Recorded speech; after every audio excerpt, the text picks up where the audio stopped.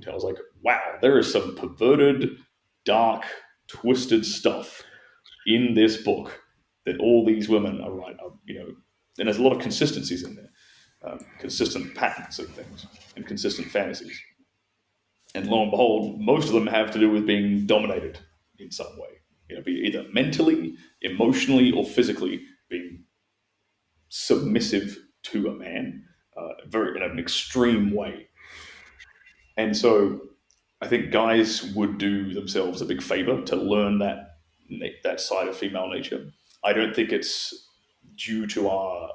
I personally don't think it's due to our more degenerate society that we live in right now. I think this has kind of always been with us. I think it's just human nature. I think if you took away like MTV music videos, you took away Hollywood, you took away pornography, I think we would still.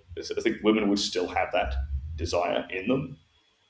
Maybe it wouldn't be manifested so extreme, but the desire for dominant, a passionate dominant lover would still exist. So yeah, it does kind of. I mean, does it shock me that guys aren't aware of this? Not really, because the vast majority of men haven't been exposed to it in any way.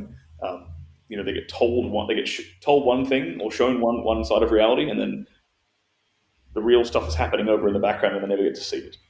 And that's just a case of most men not really, either not having access to,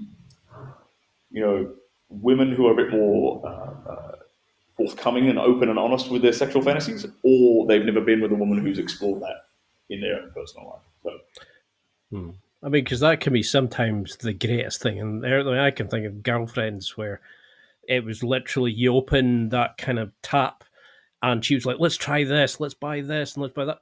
And now when I think back, I'm like, how the hell did I manage that? Because I went on to this mission of creating this podcast. I was going to do the work and all that. And I became this chump who didn't go out. And I was thinking, how do you do this again? And I think a big thing is like, if you're great in bed, that's brilliant. You keep them around for a bit. But if you don't have your own mission, if you don't have your own values, if you don't see yourself as high value, do you think they go in hand? The guys have kind of lost, they've almost been taught to, you've got to ask for permission, you've got to be told what to do. How do we establish ourselves, love ourselves again, be high value men to build the attraction, but keep it and do our own thing? I mean, well, it literally starts with what you mentioned at the beginning. You got to have a purpose and a mission in life. You got to have something that's greater than yourself. You have to have something that's a challenge to pursue.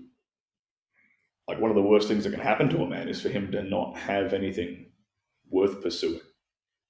Some men have it all. Some men get it all in the early stages of their life, and then their life is shit after that.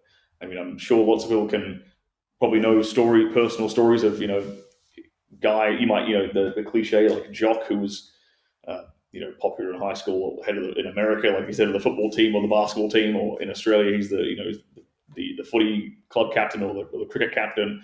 In England maybe it's or in Scotland maybe he's the soccer the actual football captain or whatever, and he sort of peaks in high school. He doesn't have anything else to chase, and then his time in the spotlight disappears, and he's not pursuing anything else.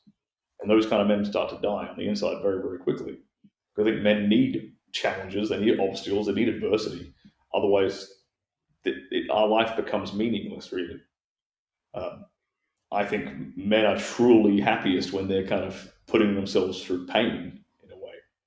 And it's manageable pain. Obviously, it's not something that's just overwhelming and you can't deal with, but a degree of like pain and discomfort constantly in your life